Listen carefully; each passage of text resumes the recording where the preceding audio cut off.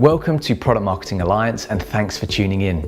While we're waiting to go live, for those of you that are new to PMA, let's take a whistle-stop tour of what it is that we actually do. Our community. We're home to more than 10,000 product marketers across the world, and every single day, tons of product marketing specific conversations go down. The community is an absolute wealth of knowledge and answers and a constant place of inspiration. We publish several industry reports a year, and in them we look at everything from the main responsibilities of product marketing to the average salaries across the world, to how those in the C-suite view and value our role. On our content platform, we and industry specialists are adding new articles every single day so that you can get your fix on everything from positioning all the way through to OKRs.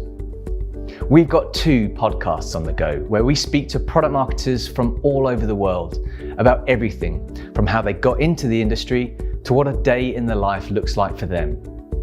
Product Marketing Fix, our very own product marketing streaming service, has new video footage added every week and includes everything from presentations to Q&As. And then there's Ask Me Anythings. Every other week, we put PMMs from organizations like Google, IBM, and SurveyMonkey under the spotlight to answer all your burning questions.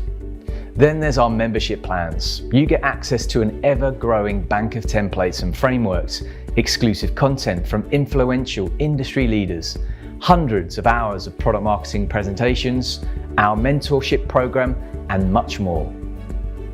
Product marketing certification covers 11 essential modules on the A to Z of product marketing. You'll be given exams throughout, hours of bonus footage, live weekly workshops, and official certification at the end. Keep your eyes peeled too, there are plenty more masterclass courses coming. Our product marketing jobs board is the only recruitment resource dedicated solely to PMMs. And companies like HubSpot, LinkedIn, and Typeform trust us to find their talent.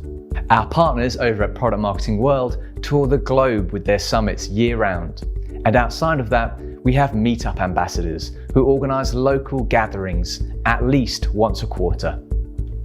If you want to start building your personal profile and putting your words in front of industry enthusiasts, our blog gets hundreds and thousands of hits every month, making it the perfect place to showcase your work.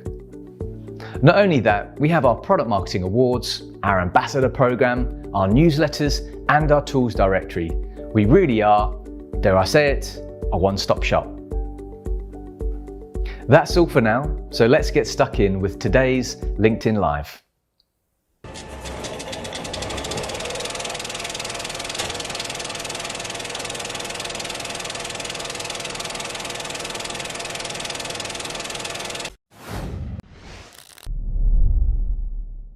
Welcome back to PMA Take 10, PMA series in which we chat to a product marketing expert for a topic of their choice for 10 minutes or thereabouts. And today I'm joined by Mindi Grissom, Director of Product Marketing at Sisense. In this episode, we'll be discussing personas. Thanks so much for joining me. Thanks for having me. Not a problem. So as a business's customer base increases, how can product marketers combine analytics and surveys to gather more information, adjust the personas, and create new ones?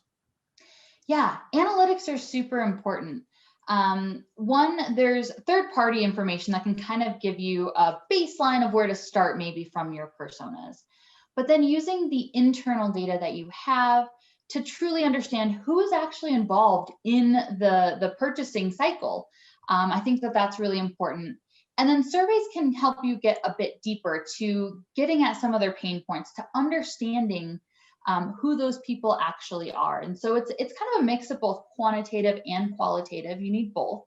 And so I think that, when you do use data, you'll see that over time things can change, people can change, how people are interacting will change, and you're able to make better decisions when you do have that data to back you up.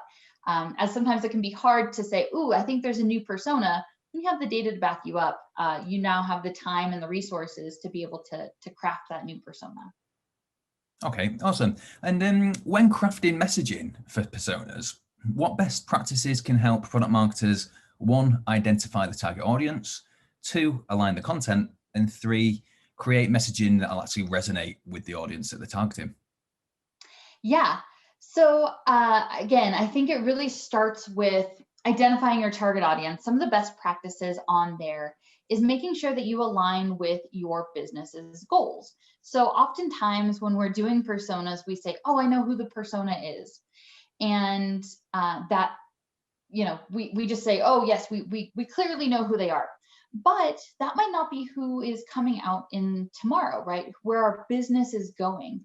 And so it's this perfect blend of who our persona is today and who it is tomorrow, who the segments are, who we're going to go after as a business. And so I think it's important to really align yourself with the business goals, both today and tomorrow, to make sure that you are able to segment that target audience appropriately.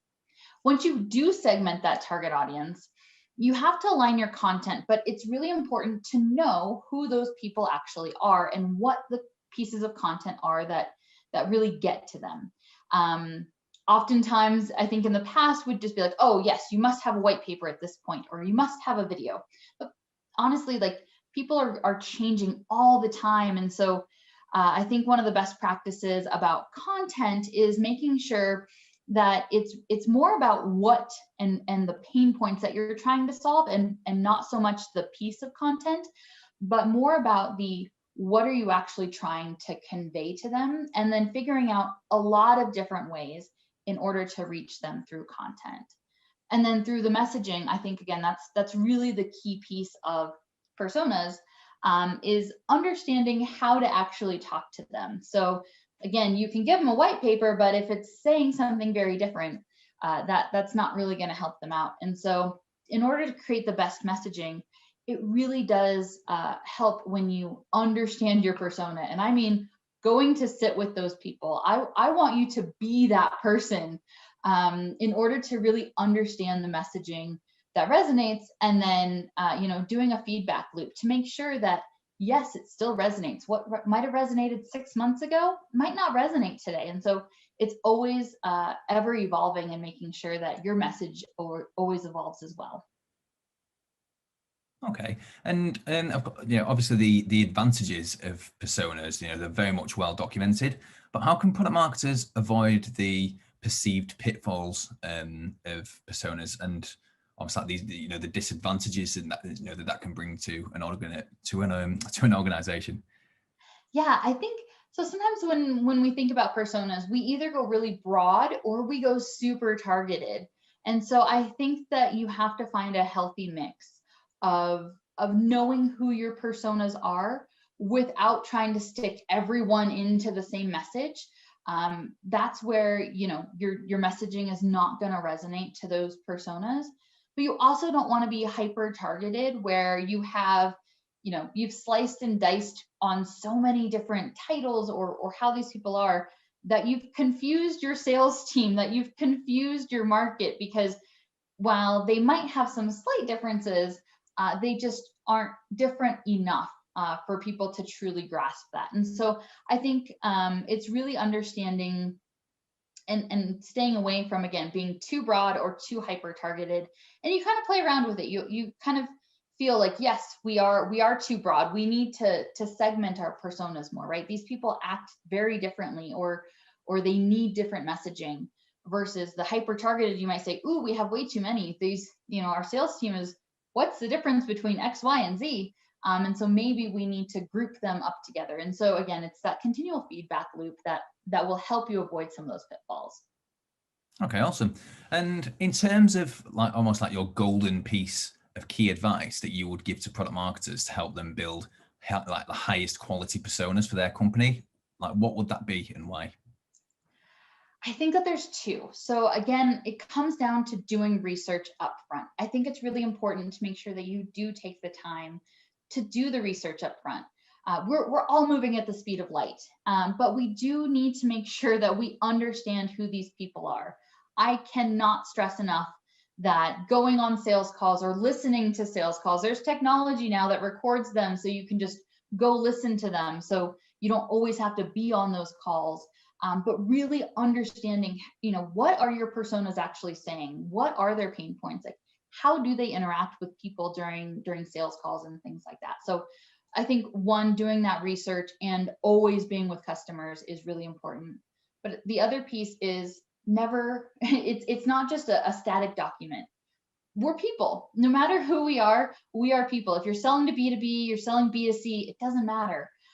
We are human beings and we evolve. So people will come in and out of the sales cycle as time evolves. And so you might have consensus decision making, you might not. And so a lot of these things will change, and you shouldn't just consider your persona document to be this static document. You should always be evolving it, because again, as humans, we evolve. And so we want to make sure that we keep up with that. So I gave you 2, I'm sorry. Oh, no, don't apologize. That's brilliant. Thank you so much. And thank you so much for taking 10 with us to discuss personas. Thanks, Lawrence. Thank you very much.